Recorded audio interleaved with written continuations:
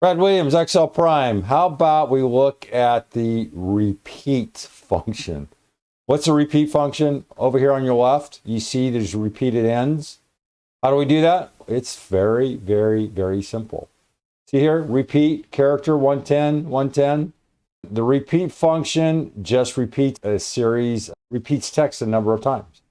What we do is we put repeat in character 110 or whatever you want. Now the question is, how do we define what character 110 is? The character function is a joke, so don't rely on it. I would do something like this. You see here, it says repeat, and then this star. Let me just show you what's going on here. We can do this, get rid of repeat. Character 110 is just going to show us the N.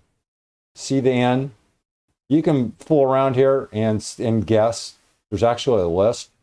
See, there's nothing there for 10, the character 100, see D, and then there, I think these are ISNI or some recognized symbol. There's actually symbols, and character will try to match, but seemingly no one has updated this in 150 years. Who knows what is what anymore? So character 6, it's just some unrecognized character. You see that? I don't know what the asterisk is. So put in 160, go 106, and that's a J.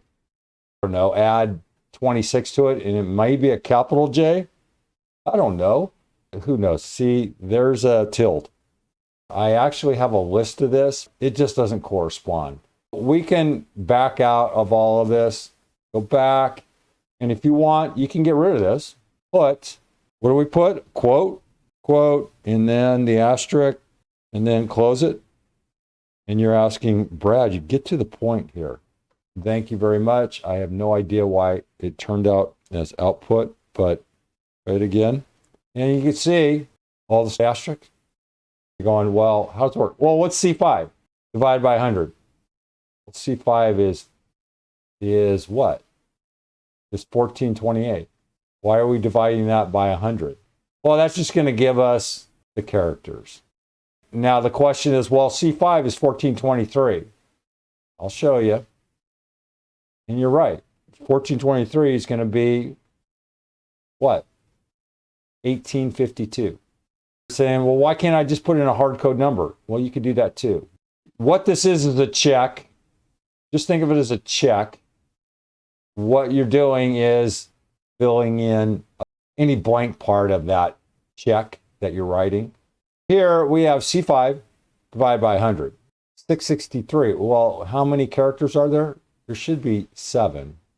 If you want to know how to enlarge your worksheet, just on your mouse, the middle roller, just hold down the control key and move forward or backwards. Or you can go down here. You see this plus or this minus? You can grab this right here and the slider and knock yourself out. I find it's much easier if I just do it with the mouse. So how many characters are there? 1, 2, 3, 4, 5, 6, 7. That's just the way Excel translates the number here. This could be any format. Here's just a character format. You could go in and just change this to 10. 10, 1, 0. Oops. And you're going to get 10. Here's the fancy. Here's the realistic.